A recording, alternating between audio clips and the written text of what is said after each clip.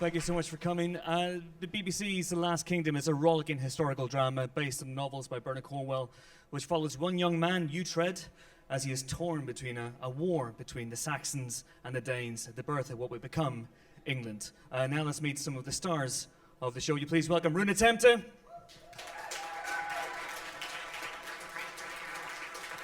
David Dawson, and Alexander Dreymon.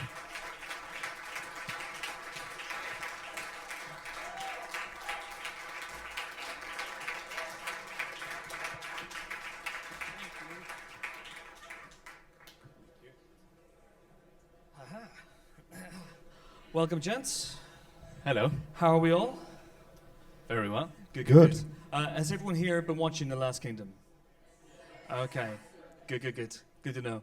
Because we're on episode 3 in this country, episode 5 in the States, it can be a little bit confusing at times just to keep track of where we are. But just in case anyone hasn't seen it, and for anyone who's listening to the podcast who hasn't seen the show, can you talk about your characters, who you play? Let's start with you, Alexander. Right, I play Uhtred of Bourbon, sometimes known as Uhtred Ragnarsson, who is born a Saxon, gets raised as a Dane after he's orphaned by the Danes, and eventually becomes the leader of Alfred's armies. Fair enough. And Alfred is played by David. Who is Alfred? Hello. Thanks for coming, everyone. I play King Alfred, who is the physically frail but fiercely intelligent weirdo who ends up with this vision of trying to create England. And Rune, who do you play? Yes, I play Ubba, or Ubba. I'm the main warrior, the chieftain. I'm sort of the leader of the gang coming over for Denmark. And owner of a taxi company. Yeah. Anyone seen my tattoo? What is it? Yes? It's actually a combination of a snake and maybe a small dragon, is it? Something like that. Cool. So we do some fighting. That's my job, actually. And it's a cool job. Is that what the character was described as when you first heard about the character? It said it's just a man who fights. No, when I first read the script, it said this character is absolutely bonkers. And I said, that's good. I have to make him into a sort of more three-dimensional character. And I think that was the big challenge, because, villains often, they go in one direction. Either you die or you do not die. So, yeah, I think it was great. And basically, have you seen first, second, third episodes? Yeah? Good. So Ubba is bonkers, but is also a real figure. He actually existed, as did Alfred the Great, obviously. Did you do a lot of research into your characters before you took this on? Let's start with you, Rune, and David. I'm not sure if... I mean, you have characters in this time from this history that's called Ubba, but I'm not quite sure if he had that sort of position that he has in The Last Kingdom. And we can discuss this afterwards, but there was a Viking called Ubba, for sure. And I trained for about 6 months with real Vikings in Norway. I remember the first fighting session, and I said, okay, let's pretend. And they said, we do not pretend.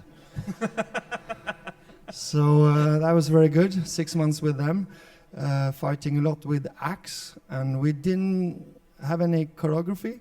So in the end of the 6 months, we were actually fighting. So that was good preparation. Read a lot from Norse mythology, Håvamål, as some of you might know. And of course, not of course, but I'm Norwegian, and it's kind of in my DNA to do the Viking stuff. And David, you play obviously Alfred, who becomes king. Did you work experience kings? Did you go on internship programs with with monarchs? How do you research this role? Well, I thought it was amazing that it's a period of history that we know very little about. We're not really taught about it at school an awful lot, and yet it was this incredible moment when England almost never was, and that this one man had this incredible vision, and it's an amazing moment in history. I researched like the Anglo-Saxon Chronicles, and Brother Asa, who you'll meet soon, wrote an awful lot about Alfred's life. And then the books, I really fell in love with the books and always went back to them to really find those little nuance of details about who Alfred really was, yeah. And Alexander, Uhtred is a creation by Bernard Cornwell. So did you do a lot of creation, research? but Yeah. he's actually part of Bernard's family. He was a character who existed about 200 to 300 years after the story is set. So he's a fictional character in the story, yes. So did you do a lot of research? Did you sit down with Bernard Cornwell himself? Well, what did you do? I had his books, which were all the research I needed, handed to me on a silver platter, which was brilliant. Got a lot out of the books, and then, of course, I also did the fight training, the horse riding, and a lot of it came on set as well, because we were always shooting on location, and even when we were inside, it was freezing cold, and you can see the breath in many of the scenes. All that is real. So I think I just got a lot from being there and being in the moment, Did you have 6 months of fight training with Vikings? I didn't need 6 months. He It's was a bold right- claim. he was so fit already, So Yeah, this guy did that. How much training did you do with the fight stuff, with stunts, We sword didn't work? we didn't actually do that much. I only started 1 week before we started shooting. 1 week. Yeah. That's crazy. Yeah. But true. Yeah, true. Wow. Absolutely. So yeah. did you know it already, or was it just Well, something that was just you I'd picked up? done lots of different martial arts before, but never with a heavy sort of medieval sword or pre-medieval sword. So that was new, but I think just enjoying it so much made it a lot easier, So how did this show come about for you all? How did you get involved in the first place? I actually self-taped for it. It sounds like a homemade porn, but it's actually when you when you put yourself on tape for a casting director who's in a different country, or when they're too lazy to see people in person. Which was it here? It was the different country. I was at home in the States, and it was being cast out of the UK. So I did a couple of self-tapes, sent those in, and then I did a screen test in LA, and then I flew over to London for a final screen test with Emily. And it took quite a while. I think I started in April, and I finally got an answer in September. Yeah. Nick Murphy, who directed the first 2 episodes and was involved, I think, throughout the whole of the show as well. Oh, heavily. He absolutely set the pace, and he came up with the concept of shooting almost documentary style. So you're very much in the action all the time, and that was mostly, if not all, Nick Murphy's idea, and he's certainly the one who got me involved. He's the one who championed me. Yes, he said that he tweeted actually that he knew the second you walked into the room. I'm very grateful to him. Do you know the second you walk into the room that he knew the second you walked into There the was room? no room. It was just a tape. Just a tape. Okay. And David, how did you get involved? For me, it was one of those. Very rarely do you read a script when a character really sings out to you. And with Alfred, I knew that I'd fight tooth and nail to play this man, because I think as an actor, a lot of the stories you're involved with, it's kind of relationship based or family based, or the main problems or objectives are to do with the town or a community. And this man, his main objective is to unite a kingdom and create England, and I found that incredible. And so I met Nick and Chrissy about three times. Okay. Yeah. Is that nerve-wracking for an actor as you go through auditions and you have one meeting, Then you have a second meeting. You think, oh, I could get this. And then the third meeting comes around. At that point, what are the nerves like? Are they... Yeah, it's hard because you want it more and more Yeah. as it goes along, yeah. Yeah. But you get it, which is good. And Rune, how did you get involved?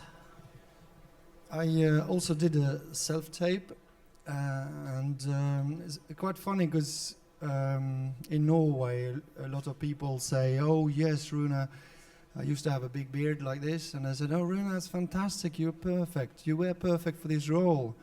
And I say, yes, but actually when I did the casting, I didn't have a beard as well, at all. That's quite funny. Because Nick, he said the same thing to me actually. He knew it was me the minute he saw me on the tape, and it was good. And then I read the script. I love the script. I think that's one of the reasons I became an actor, is to tell stories. And I think this is a fantastic story to be told. And I think in the way it's being told is just amazing. So it's very well written, and that from there on it was just try to do my best. And I had to wait about, I think, 1.5 months from my first self-tape to the second, because the first was really trying to be a bad guy, and then feedback was, oh yes, that's really good, but now we want to see if this character can have some humor. And Rune has no humor. Exactly. So I another thought, 6 months of training on that. exactly. So I thought, that's going to be hard. So I knew I had a great chance to get the part, but it took, took a while. And afterwards I learned that actually Nick Murphy, he went on holiday. So while I was sort of, so nervous for that time, he was actually somewhere having fun in the sun. When I first met Rune, it was at the costume department in London, and I walked into the room and I saw Rune in his boxer shorts and a Viking top, and he was towering over me with his big beard and his blonde hair, and he looked so perfect for this part. And Thank I'll never forget that moment. It's quite emotional. I talk about it with my girlfriend at night, and she says, "Shut up about Rune." But suddenly this realization came into my head that I was going to have to fight him in the middle of the show, and that was less funny. But Did that take more than a week's training to prepare for the fight? Because you are on a collision course. We won't give anything away, but that will happen at some point. The two of you will fight. maybe tonight. Oh, maybe tonight. Maybe right here on this stage. We have a clip now from the show. We have a couple of clips, actually. This one is a scene which shows Alfred and Uhtred having a bit of a discussion. Let's take a look.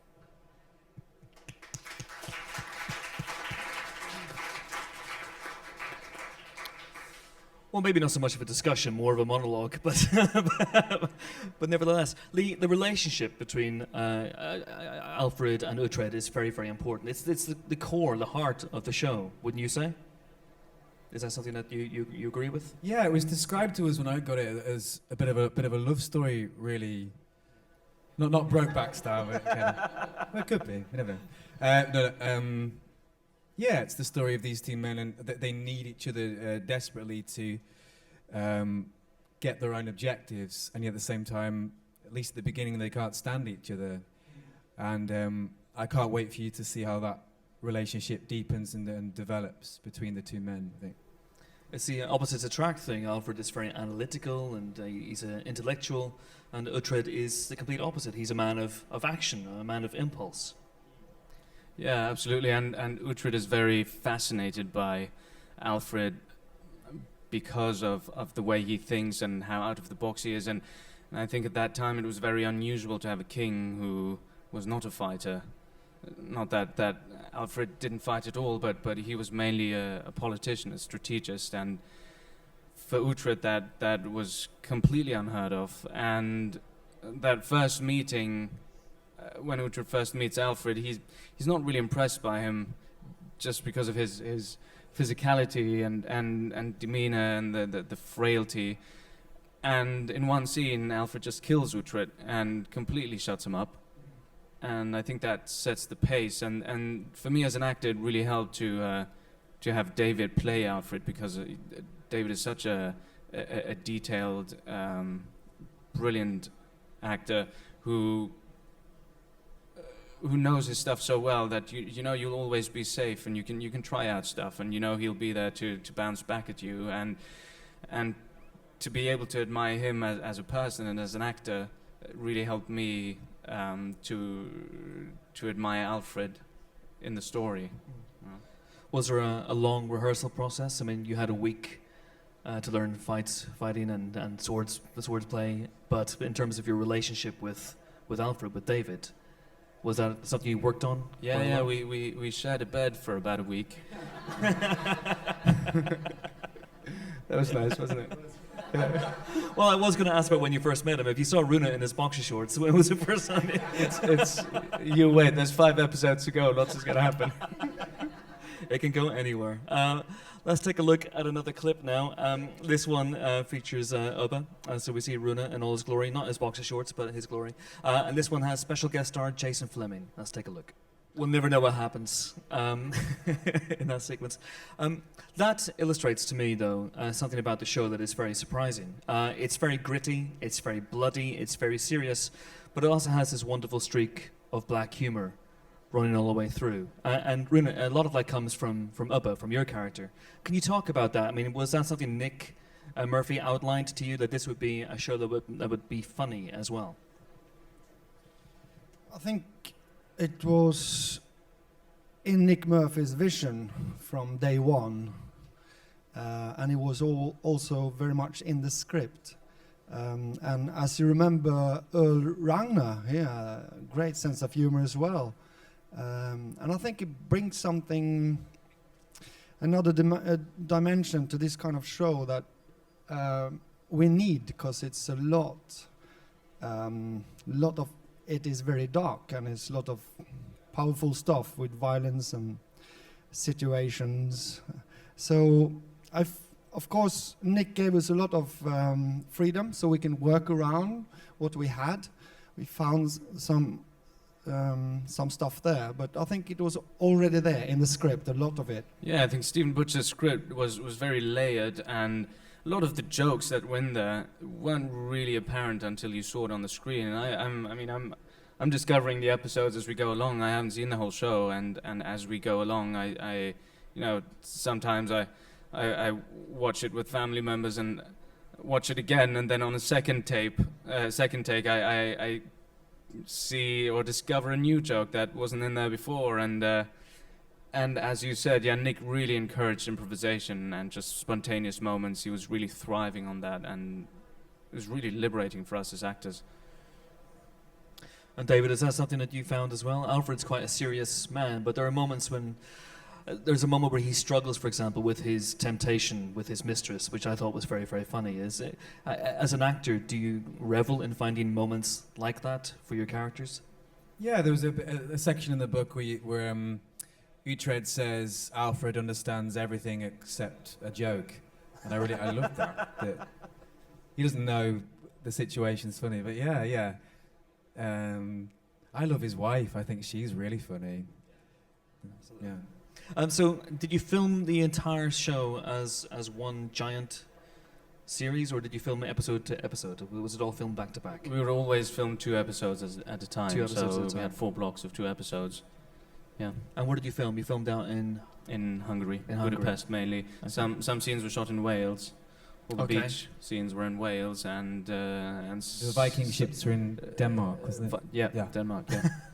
So all over the place. What was the experience like of filming out in Hungary? It looks cold. it was freezing during the winter, and really freezing. There were scenes, especially the scenes when we were on horseback, but we weren't really going anywhere. When we were just maybe leaving the city for the battle. Do you remember that when we left for battle, and the resets, because we had so many actors and so many extras involved, resetting the scene for each new take would just take ages, and you'd be sitting on a horse, immobile, and at night I would come back and take a 1-hour shower and still not be warm. I'd be so frozen to the bone. And then Hungary is a sort of a country of extremes because in summer it can get extremely hot. I literally have a picture on my phone of a dashboard of a car where it says 56 degrees Celsius. Oh my God. And nobody believes me when I show it to people, but we were shooting in that heat in furs. And yeah, that was something. I drank all day and never had to go to the bathroom. And David and Rune, what was that experience like for you filming out there in Hungary? Well, the countryside is really actually looks very much like England, which was brilliant.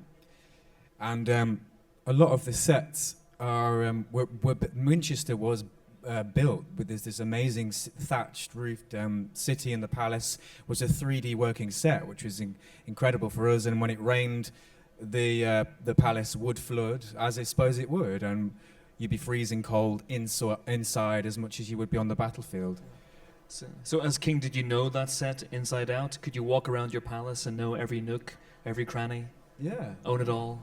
The real challenge is to leave one room and then make the connection with a different set that's maybe 50 kilometers somewhere else, and know Or a that different corridor comes out at that spot because Yeah, that's the trick. But it was great being out there. I mean, very professional crew and very friendly, and it was all great because in Hungary these days they get a lot of productions filming out there, like Marco Polo, for example, the second season.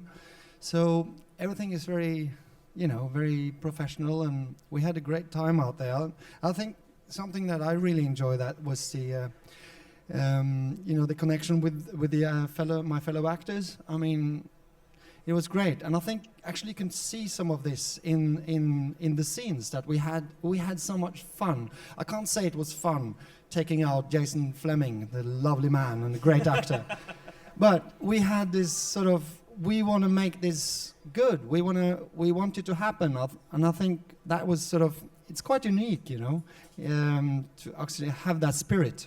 and we had a really strong connection with the crew. It was a long shoot for 7 months. We worked together day in, day out, and those guys really became a little bit of a family. And I mean, I really miss them, and I think for me they really did the show because they were so hardworking and so positive all the time, whatever happened. And it wasn't always easy, but they always made it great. So this is really a sort of key experience in your lives as actors, this show. Yes, for me it was a great experience. I saw the first scene on the first episode I was in, and I started to cry because I thought, it was fantastic to see it up there, all the creative people actually done all that work so we can go out and tell this story. And it was incredible. And of course, so many people turning up today, and I've been stopped, walking down around London today, people asking, "Where's your tattoo?" And it's amazing. I mean, so I think it shows that there's something in this material that has to be told, and it's been told in a great way. And I think it will be a great show to watch. It's a strange feeling because we all worked on it for so long and got very close and all cast angry and really cared about it, and now we have to let it go and it becomes yours, and that's why it means an awful lot to me that everybody came here today, because we really want people to love the show as much as we loved making it. So Yeah, absolutely. Intriguing stuff. Okay, let's take some questions now from the audience. If you have any questions for the guys, then put your hands up and we'll get a roving microphone. I think there's a lady right here in the front row. We'll get a roving microphone to you right now. There we go. Hi, my name's Mary Mackenzie. I've read all the books. I'm on book 9. I was absolutely madly in love with Uhtred. And not anymore now that you've seen the show. Well, you must have had an awful lot of criticism because you're not blonde, are you? Have you? If it makes you feel better, I was blonde when I was about this tall. Yeah, that makes me feel a whole lot better. The other thing I would ask, when will you name the sword? Because so far the sword's not been named, nor your dagger. Will you name that? Well, it's very much in our minds on set anyway. I can't remember on which episode it gets named or if I actually voice it, but we're very aware of it while we're shooting. Everybody says, "Where's Serpent, Brad?" I don't, I've shot it a while ago, so I can't tell you right now when the name will actually be pronounced. Okay. The other thing was, could you tell me? If you remember in the first episode when Uhtred is still a little boy, when he stabs Ragnar in the leg. He has a tiny dagger. Yes, it's a small dagger, and young Ragnar. Okay. I don't know. Okay. Carry on. He has a small dagger, and young Ragnar refers to it as a wasp's sting, That's and right. that's when the small one gets named. Yeah. And I just wondered, will you be meeting Steeper in the next episodes, and will that duel be happening? I don't know. Can I say that? I'm not sure if you can. We've got a sneak peek, and maybe let's leave it at that. Okay. Okay. Sorry about. Well, thank you. Any other questions? There's lots of questions. Here's the gentleman here in the second row. We'll get the microphone to you, sir. There you go. Hi everyone, I just want to say I really love the show, first of all. Uhtred's regular kind of hissy fits, how much fun have you had playing that? Because he's an immature guy, isn't he? Those were the best moments. What's the end of your question? I didn't hear that. How much have you enjoyed that? Oh, yeah, that's the... I said that before. I think the most fun I've had is the fact that Uhtred can be a real... You said I can say swear words, Yeah, of right? course, yeah. Yeah, he's a real arsehole, Uhtred, sometimes. and it gets worse. And those Alfred were the would best agree moments. with that. Yeah, but so are you. I mean, Alfred. Has anyone in public called you arseling to your face? My girlfriend does, yeah. Very much. Fair enough. Any other questions? Yes, please. I think Ubba calls him weasel shit. Weasel shit. And turd. And turd. Yeah. Weasel shit and turd. We're all learning something today. Yes, please. It's all very anal for Uhtred, isn't it? I wanted to know, this is a very long... If this were a feature film, you'd be there all day.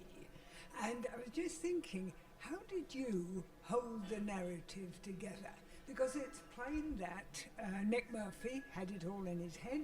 Did he Well, then set you you're up? cutting out a little bit. Sorry, can you just repeat the question? Sorry. please? Sorry. Okay. How did you hold it all in your head? Did Nick Murphy sit you down at the beginning of the day and say, right, we're at episode so-and-so, we've got to develop what happened before? Or how did you do it? Is this a question for me or For all three, I guess, yeah. It's a question for everybody. I think all of that is in the preparation really, because you know you're always shooting 2 episodes at a time, and for each scene you have to determine where in the story the scene is going to happen. You have to know what happened just before, even if you've shot it weeks ago, or if you haven't shot it at all, and you have to know what comes after, so that you can make a clean segue from scene to scene in the finished product. So for me, it's in the preparation mainly. I draw out a big map, a big long map of the narrative, so I know if on Tuesday we're doing the end of Ep 2, but on Wednesday we're doing the beginning of Ep 1, that type of thing. Really? So if you walk into your dressing room, it looks like a madman's cave in a way. It's You've very just got- Alfred, actually. Yeah. Funny one. Amazing. It's what is you can see also the Nick worked very much together with his DOP Chess Bane. You can see how it's shot. You know, it's very contemporary. So Jazz, he could have his camera on his shoulders for 12 minutes. So actually, they will have scenes like the one you saw with the arrows. It will run and run, and doing this for the camera, this is not usual. It's not in the theater we do that all the time, but for the camera, you usually do one scene, then you do the next, this angle. But it would run the whole scene, and it was a long scene, and Jazz was going there with the camera. And what was really interesting that he said on the, I think it was the first day, he said, come on, you can do whatever you want, because the camera will be there with you. The camera will see you. And this is extraordinary for an actor to hear that on a film set. Yeah, The it's camera, real team effort. you know? Then you have Simon, who's the focus puller, and for those of you who don't know, you always need somebody who's going to keep the image in focus. And that's okay if you've rehearsed the scene before and he knows exactly at what point in the scene you're going to arrive at a certain spot. But the way we were shooting, he never knew what was going to happen next. And he always managed to keep us in focus, and that's quite an achievement. And that's just, you know, one little piece of the whole puzzle. There were so many people involved. It's real teamwork, you know. What was the experience like for you as actors when you go from one director to another?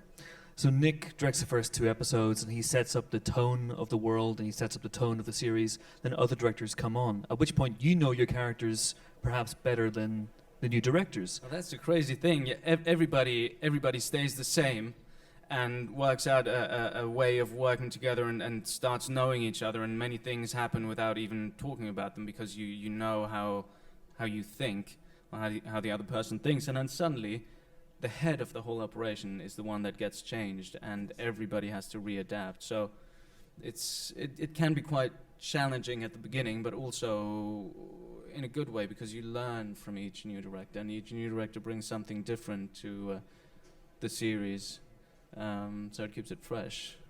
Yeah, what do you think? Yeah, you adapt to a new rhythm, and which is good because you never get settled or feel safe. You're constantly having to adapt to a new leader's rhythm, how they work, and keeps us on our toes, I think. Rune, how was that? Yeah, I like to work with the different people, obviously, but it's also because with my character, Ubba, I got a lot of freedom from Nick Murphy, the first director, and as you could see, he's very expressive, and a lot of scenes I would do something just there and then, you know. And as Alexander sometimes experienced, I would sort of hit him, or I would actually spit in his face. And not all directors like that. And they wanted to say, okay, Rune, we've seen enough of that now. Now you stand over there, the camera is there, and you say your line like that. And yeah, I'm used to doing that, so it's not a big problem for me. But then I sort of had developed my character in a certain way, and I sort of had to try to adopt that. But it worked fine. I worked with 3 different directors, and I think we all found our way of working together. So, yeah. Fantastic. Any other questions from the floor? Yes, please. There's a gentleman here by the table, and then a lady behind him. I'll just say a word as your audience, basically. And I've never been liked Game of Thrones. Too distant from me, too far away. But you, listening to you today, speak right to here, because I'm a Cumbrian, and I come from Northumbria, and I've lived that life that you talk about on the very land where the Danes landed, and that was round Otterburn. And just after the war, I was a lieutenant in the Cumbrian Yeomanry, and our shooting, our rangers, were in Otterburn. The colonel of the regiment owned a large castle just north of Carlisle where I was born. He fought in that battle that you're describing 2 centuries after the incidents. And he was still the colonel of the regiment, which I was a young officer in. And Otterburn was our rangers. And I watched sheep being blown to bits through my binoculars. So when you describe the horror, I'm afraid the guilt in me of what I was doing at that time, which as a very young man did not realize, speaks so deep down that I owe you a great deal. That's all I can say. That's the biggest compliment that we can receive, really. Yeah, that's very moving. Thank you so much for that. Thank you, sir. Thank you. Thank you. There's a lady behind. Thank you. And then a lady right at the back. Hello. Just wanted to say the show is great. It's really compelling. And I had a question for Alex. It was about Uhtred. As a viewer, I'm trying to work out whether Uhtred is kind of absolutely selfish character or whether he's driven by his sense of injustice. So I just wondered if you had any input on that? Well, since I mean, one of the reasons why I am in love with the story and with the way that Stephen Butchett adapted it is that there's a real arc to every character, and every character becomes unfolds as we go along, and we learn more about him. And there's definitely more to Uhtred than the selfishness, and that'll become clearer in the next couple of episodes. Actually, 4 onwards. Yeah. Thank you. There is a lady right at the back. Okay, my name is Katrina Hai. I'm actually from South Africa, and we don't have a lot of digital like ADSL in South Africa, so to be able to watch the show here, living here now, is amazing. I just love it. It's one of the benefits of the UK. One of the things which I've recently realized is that there's a lot of digital marketing. I'm in marketing, I work for Vodafone. And I don't find your characters on Twitter, or even some, especially Alexander, your personal profile. How do the producers engage with their audience, such as the people here, to drive the personal characters more into the social media, which is a core platform of growth for any brand, personal character or TV series? Well, the Last Kingdom has a Twitter account, and they are tweeting. I'm not on social media for personal reasons, but yeah, the Last Kingdom is on Twitter, and I think you are, aren't you? Are you not? No. I mean, some of the actors in the show are on Twitter. Emily Cox, for example, is on Twitter. Nick Murphy, the director of the first 2 episodes, is on Twitter. Yeah. Okay. Any other questions? Yes, please. There's a lady right here in the middle. Microphone's on its way. Hi, Alex. First of all, you're just gorgeous.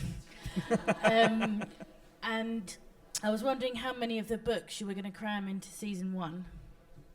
2. The first 2 books. Oh, cool. Brilliant. Is that the idea going forward? 2 books per season? I don't know, to be honest. I don't know. I wish we could do 1 season per book, really, because there's so much in it. I mean, only the part of when Uhtred is still a child, I feel there's so much. There's so much more in the books, and you want to put it all in, and especially having Tom Taylor, who plays Uhtred as a kid. He's just such a brilliant actor. You know, he blew us all away. But it's just not possible, you know. And I think maybe going back to the very first question from you, was it Marion? Yeah. Sorry. Maori. Okay. Yeah, you know, there's always going to be disappointments. There's been debate about the shape of the shields, for example, that the Saxons didn't have the shields that they have in a series, and the reason why we did it that way is so you could tell the armies apart. You know, you always have to compromise, and it's disappointing for diehard fans.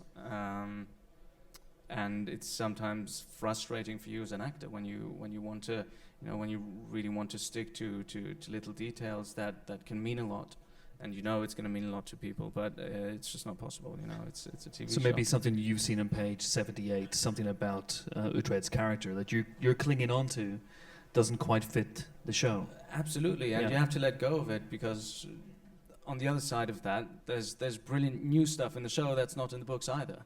And you get that in exchange. So I think it's always difficult to watch something when you've loved the books. I think you need to watch it as something new and be open to that in itself, in its own shape and form. You know? How many have read the books here? 5 of you. Oh, fantastic! All of them. Those are all the guys that hate us. We got time for a few last questions. Yes, please. Hi, I was just wondering, in between takes, did you keep in character? How did you try method acting as a way of performing? Excuse me, there's a small clip on Twitter where the Vikings actually play football. And we got a message on Twitter, is that a football or is it something else? Could it be a head? But it was not. Did you have another question, or I can that was try my- to answer. No, my you know, question. it's. I was trying to say. I want to say that early on. It's very glamorous, and we're very pleased to be here tonight. Acting is very glamorous, coming to this part of the job. But actually, being out I there. find this part the hardest. No, I think this is very glamorous. I know we, you know. But anyway, the premiere, the opening. But it's a lot of waiting around, you know. And when it's been raining for about 2 days, it's muddy, and you wait to come on, and the light is going, and the director shouts, you know, it's 5 minutes. You have to get on your horse. I mean, but you have to be ready, even though we're waiting for 13 hours. So staying in character, I don't know. I tend to just relax, really. My time is actually with the other person in front of the camera. I don't think so much about the character. When I'm with Uhtred, I'm with Alexander. That's my philosophy, and I try to be very much listening into the other person in front of me, instead of focusing on myself and my own motivations. So yeah, so actually I wait for the moment, and I try to be ready when it's time to go in front of the camera. And David, do you stay in character in between takes? Are you the king on set? No, it's but with the more emotional stuff that you'll come to later. I suppose it's better to go off by yourself and have some quiet time. But I know we socialised an awful lot together, and that really helped. I think we used to go for a lot of meals together, and that's a good bonding exercise, I suppose. Yeah. And Alfred has a lot of speeches as well. He has a lot of heavy lifting in terms of his dialogue and some of the monologues, as we saw. How do you prepare for those? Don't know, God. But don't know. Do you practice them in the dressing room, or do you practice them in your trailer, or? I've got that new Line Learner app. That thing I use that. Sit in the bath and put that on. Oh, I didn't know there was a line. Glass of red wine. What? I didn't know there was an app for learning lines. Well, there we go. Again, we've learned something. We've got time for a couple of last questions. Let me see. At this point, no hands go up. We'll maybe come to. There's a gentleman right behind you there. Thank you. Hello. David and Rune, my questions are for you, really. You've talked about how you've researched your characters, because you've both got real-life characters. How do you feel? Do you feel the pressure of portraying real-life characters, or do you try and make the characters your own? I think if I went to this job thinking about it, I think I'd be terrified. So, no. I think I went to the books and tried to connect as much as I can with that man. But I love the fact that he's not the man we expect, you know, the image to be, and that really hit home with me. That somebody quite frail had this enormous strength in many different ways. Yeah. And I think it was a question over here. There's a gentleman over here. If we can get the microphone, and then we'll finish up where we started.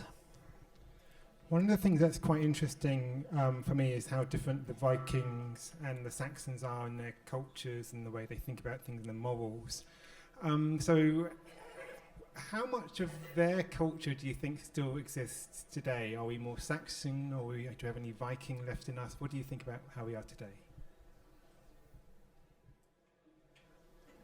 Who wants to begin with that one?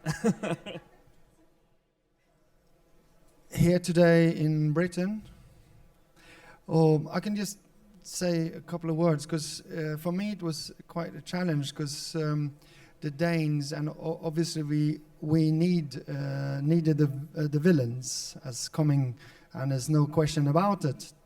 The Danes came and tried to conquer what was going to be England.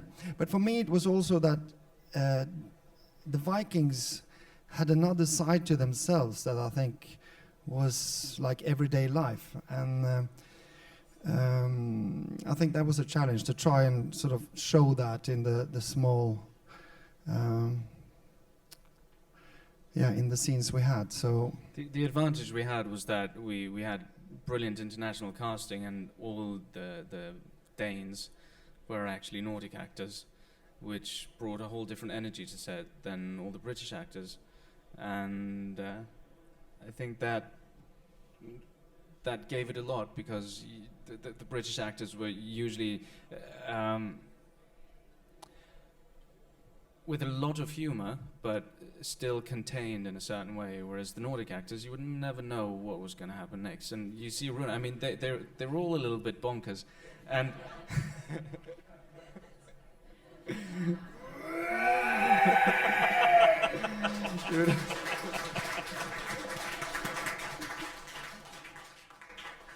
I'm terrified. I don't know about you guys. It's all good. We're going to finish off with the right back where we began, with this lady here in the front row. Thank you. Yes, you put. There's a microphone. We'll just. Here he comes. Here he comes. Here he comes. Here he comes. Here he comes. Here he comes. I think it's to all of you, probably Alex. You know when Ragnar first appeared on the shores of Northumbria, was it health and safety that stopped him from dancing on the oars? You read the books, didn't you? Yes, I read the books, and you have no idea how many things we were not allowed to do because of health and safety, and how frustrating that was on set. I bet you wanted to do that. However, I was not there for that scene, so I can't tell you. Thank you. But Rune was. You were there for the scene where they land on shore. You weren't allowed to dance on the oars. No, but I did it, sort of when they were not looking. Sorry? Yeah, they used to do that. They did a lot of things, and I don't know if all of it is true, but... And they used to drink ale. I don't know if that was true either. Sharpen their teeth. They used to rape. I don't think we had any rapes on set, did we?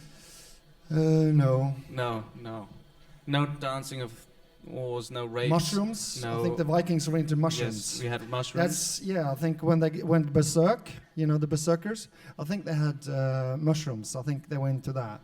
Wow. We couldn't do that. We didn't do method acting.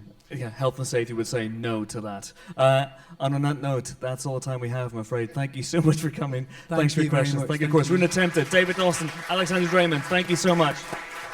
Thank you so much for coming.